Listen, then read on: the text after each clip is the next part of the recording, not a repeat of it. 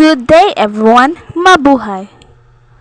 In this video, we are going to discuss a topic which is entitled The Setup Kitchen for Production and Service. Food plating passing requirements. Food plating in the kitchen is the act of the putting food onto service platforms, mainly plates and bowls ready for the following indications. Kuan gano kanang food plating kay mga sa kitchen kay mag-act sa putting food in the service nga mga platforms, mainly kan kuan na kay mga plate, mga plato, mga bowls nga ready sa kuan indications. Ano siya ang mga kuan collection by service staffs. Pag-collect sa mga service staffs niya. Service to customers. The pass is a location in the kitchen. It is the designated area in the window or counter stations. Where with the staff give their food orders to the kitchen. Ang mga kuan kuno mga staff kay maghalag sila mga pagkaon dito sa mga kitchen. Where plated meals which have been checked are given to wait staff for the service customers. It basically separates the kitchen area from the dining area. Kuan sila kanang ilahi ang mga kuan sa kitchen area nga nagikan sa dining area niya. It is under control of designated chef who has absolute control over the taking orders from wait staff, coordinating productions and plating of meals to meet orders which have placed. I-coordinate sila sa mga plating meals nga para maka-meet og mga mga orders nga ma-serve. Final checks on dishes to approve and release them with service. Final checks. Location of stops the serving plating process. Location of the staff ready for service must address the following points. Staff has been trained in how to correctly plate dishes in according with house requirements, not save the floppy presentation. Bale, magkuhan ka ng mga floppy, manay kuhan sila ka ng ma-train ko na sila sa mga correctly ba dishes nga magkuhan sila sa house requirements. Ang kanang sa hands kay mo nang importante nga umakaya ba nila mga menu items, mga image dapat di ma-damage or makuhan kanang mapalpak ba yung nagpresentar. Staff must have been specific duties since they must be advised, for example, as an appropriate. Lagi ka ng mga staff kuno nga mas mahatag sila sa mga specific duties nga ilang makaya ra para advise example of the appropriate. Of the menu items have been responsibility specify dishes being produced of the service. The service of the menus is our responsibility and it's the specified dishes being produced for the service. About the individual food items, they have responsibility for the individual food items. They have responsibility nga magkuhan sila sa mga karne nga dapat maabot sila sa kuan ba mga plato, mga plating, vegetables and others nga especially adding sauce and garnish. Staff as have a physical located in the position will be facilitated optimum service or food each seasons. They can have vary sensations will change menus or service styles. Staff who are allocating plating duties should be relieved of other duties for the durations the plating work so as to focus on the job to avoid the potential for cross-contamination, transmitting germs, food poisoning, bacteria from the task of the plate or food. Sufficient stall must be cleared allocated to individual prompt plating dishes. They are ready for services. Staff must have allocated to support the staff who are plating to meals. Attention must be paid ensuring they are available to pitch and carry so food and plating area. Yeah, clean, dirty, use your returning from the dining area to ensure an ongoing supply of clean plates for service. Prepare additional items as required during the service as those which have run during the services, including garnishes, sauces, butters, vegetables, and salads, and our meat, especially customer requests. Important of consist appearance of menu items. It's important nga maproduce sila sa mga appearance menu, plating, following rules. So dishes of the same type look the same. Customers do not think with a meal different than the others. To meet advertised descriptions, the dish which may be described on menus by photographs.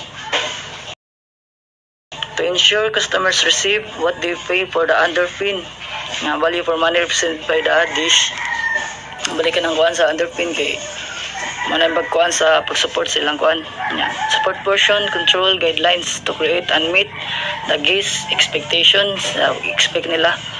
Standard plating requirements and considerations when plating food and drink. Care attention must be paid to ensure the meals and plate according to the following indicators: reproducing consistent quality product, neatly na attractively to visually appealing. Dapat need siya aron ka ng attractive sa mga plating below. In compliance with advertising, marketing, undertaking the venue or specific meals menu item without spills or drips. Kanang may mga tagas ba or mga kanang mga flow ba, mga moto ba. To ensure the quality, the other standard in keeping with the requirements of the specific dish. To see quality and other presentation standard below. Taking into considerations eye appeal, color and contrast, temperature of food service styles and equipments, classical and innovative arrangement styles sa mga kuwanda. Plating food neatly and attractively. All dishes must be served neatly and attractively during a service period. The head of sauce chef will usually check this occurs for each and every dish before it leaves the kitchen. Plating considerations include all dishes of the same type must look identical in terms of service, number of items, layout, dish components, where the garnish is placed, where and how the sauce has been served.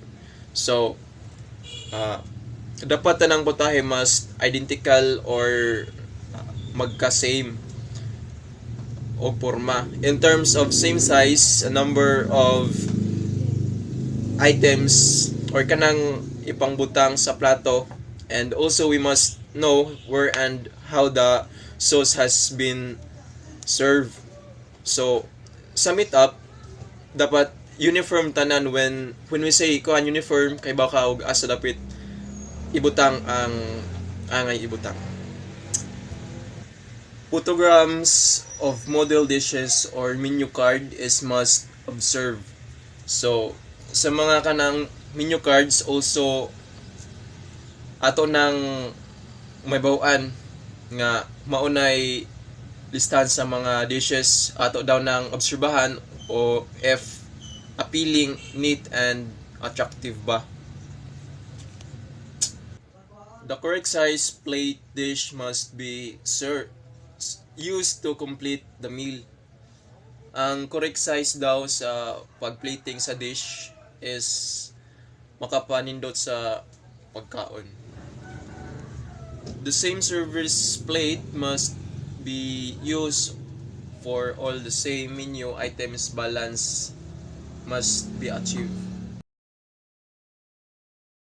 This is the overall impression created by the look of meal. There may ended be some focal visual point of dish. Some dishes have their appearance of plate planned with as much care and through as went into creating the recipe of the item. It means overdoing a certain element of the presentation. Often the garnish is ever done, so you must be alert to guard this against this. So dapat in plating same size and same shape para maka create og balance appearance or hapsay nga pagka-plating. A final visual inspect of meal must be made before it released from the kitchen. What to do for spills or drips when plating food? The final touches to a dish must it leaves the kitchen must be to remove to the following indicators. Any sign of drips or spill spots or run marks. So any sign kanang mga lagsik nga mga mantika or mga katag na elements nga inigplating dapat na nga ma-remove. Any smudge goes by removing drips or spells. Mga kuan na isa mancha nga dapat kuan nga kanang ma-remove na ija. Any fingers marks that may be the plate. Kuan mga finger marks nga nabilin sa plate. Mga fingerprints dapat na also atong i-remove. This consideration may also extend in expecting the precisions with which sauce may have been added and rejecting or redoing any plates not meeting the required presentation standard. So dapat obserbaran jud nato kuan tarong aron perfect imong pagka-plating. Next is food presentation standards. A food business must first have standards set in place, and their standard must be communicated to the staff. Training and briefing sessions and the use of color photographs are the most common methods of demonstrating the required business standards. These standards may include where food are placed upon the plate. So, sa kanang kung asa ibutang ang food og mga og sa tunga ba or kanang sa kilid ba or sa pikas ba. Where garnish are added or placed. So, it means nga muad pa baka og kanang garnish or asa ibutang nga side. Making sure dishes are plated within designated time frames. Ensuring the correct temperature of plates and other serviceware. Ensuring special customer requests are being met. So, kung usara ang customer or unsay isang request sa customer about sa iyang food, dapat matag kung unsay gi-expect sa customer mao jud ang naa or imong ma-serve sa customer. Eye appeal of the final product. All of the previous described points relate to the final eye appeal of the dish. The design of the layout of a dish can be very memorable part of meal. Eye appeal, however, needs to be kept in context. In some food establishments, the need of goods, wholesome food served quickly and priced competitively will outstrip the demand for excellence in visual appearance. In this situation, there may be the need for compromises on the basis of cost, speed of service, and identified preferences of customer. So, ang tanan nga gi-describe gikan sa plating down to the food presentation, connected na sa final eye appeal of the dish. Ang design sa dish is very memorable part of the meal. Kay nindot ba kuan tan-awon kung nindot pud pagka-present sa imo nga food. Consideration of colors must be factored into the presentation of any dish or menu item. Food colors must always balance and harmonize. It is important in plate arranged so similar colors do not come together, as this can make the meal look dull and attractive. Using the color diagram or photograph of the menu item will help you to guide the positioning of different color foods. A color garnish can lift the presentation of a meal, but care must be taken not to over garnish or allow the garnish to overwhelm the meal, the main components of the dish. Height and depth of the final product. Giving food height increases the overall presentation and can give the impression the portion is a little larger than it actually is. Height can be achieved by stacking food, placement on top of other food items, of using a tall garnish, such as biscuit. Care must be taken as the food item may topple over as it is being carried to the table. In some instances, whilst height make some foods look more appealing, it may have an adverse effect insofar as it may be difficult to cut. An example of this may be an overly filled sandwich or burger. Depth can be given to a dish simply by using clever placement of components of a menu item.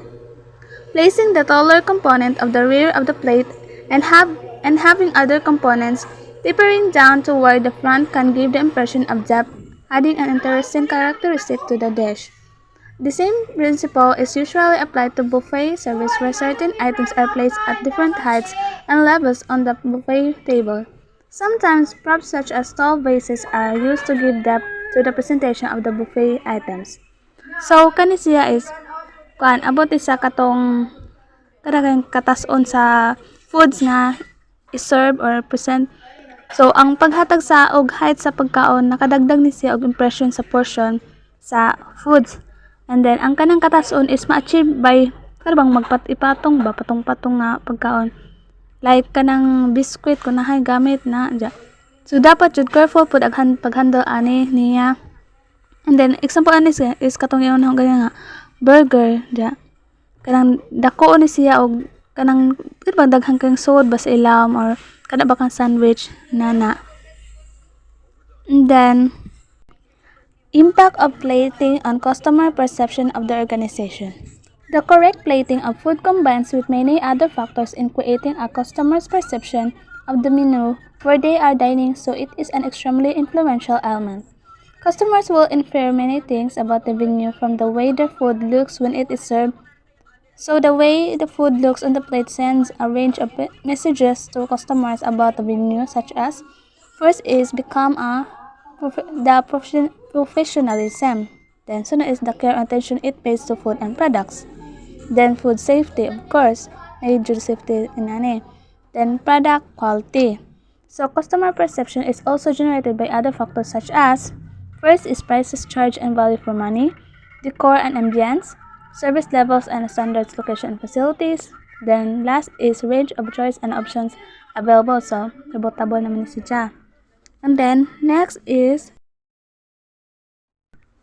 allocating equipment. In addition to allocating or placing staff for food service, it is also essential to ensure the correct equipment and utensils are provided to support and enable the plating process. This section identifies and discusses a variety of food service or plating and food display options.